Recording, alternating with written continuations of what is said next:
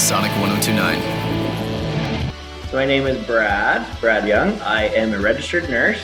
I'm working at a rural site right now. It's actually my hometown because when I graduated, there were some family friends of my parents that were saying that the hospital there was desperate for nurses, and they said, hey, rural is a great experience. You'll learn a lot. It's crazy. It's Wild West nursing. So I did, and 4.5 years later, I'm still there. So what's it like nursing in a pandemic? Because it's going to be pretty insane, I would think. It's kind of crazy. Yeah, I can't even tell you how many emails you get per day. There's policy changes sometimes a few times within a day.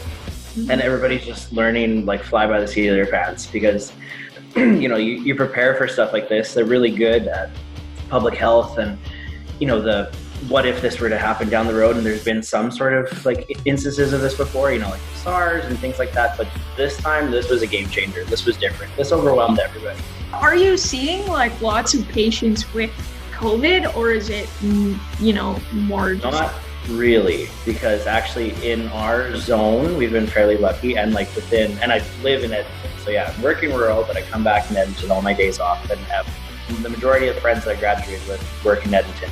And you're really not seeing a whole lot of cases. But there's because Calgary, very different. Like they're seeing a lot more. And then Ontario, Quebec, my God, like they're having a big problem with it in these pockets around the world, right? But that's why everybody, I feel, should give themselves a pat on the back. This isn't just healthcare, this is everybody that's actually following the social distancing rules, the public health rules, the things that we did. Some people may question it, but we're living proof of how this worked because we're actually not seeing the number of cases that we projected that maybe we would. We have huge capacity right now. There's lots of beds that are open. Of course, they cancel a lot of surgeries, and you're getting a lot of people that still might be symptomatic, and there's still cases that are happening here and there, but public health and just healthcare in general jumps on it. They isolate it, they do contact tracing, talk to everybody they may have come in contact with, and it's showing that the system is working. So it's actually honestly not that bad.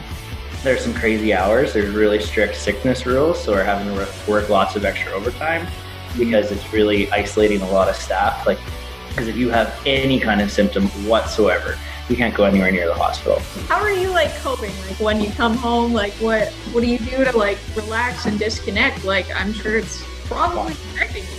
Yeah, drinking. Yeah. No, but yeah, cheers.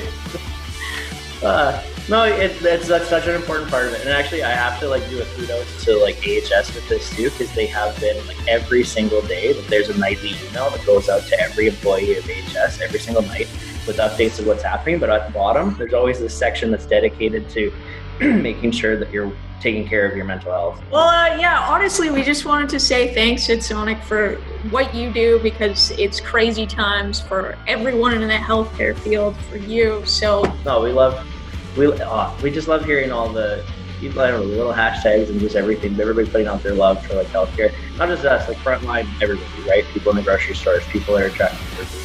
Everybody's playing their part in it, so it's so awesome to see. But we do love that love. And they do the little drive-by. We had that at my hospital with the cop cars and the fire trucks and ambulance and everybody that came and did a whole, blazing sirens, something going crazy, and drove around the hospital. It was awesome. Everybody was tearing up. It was really good.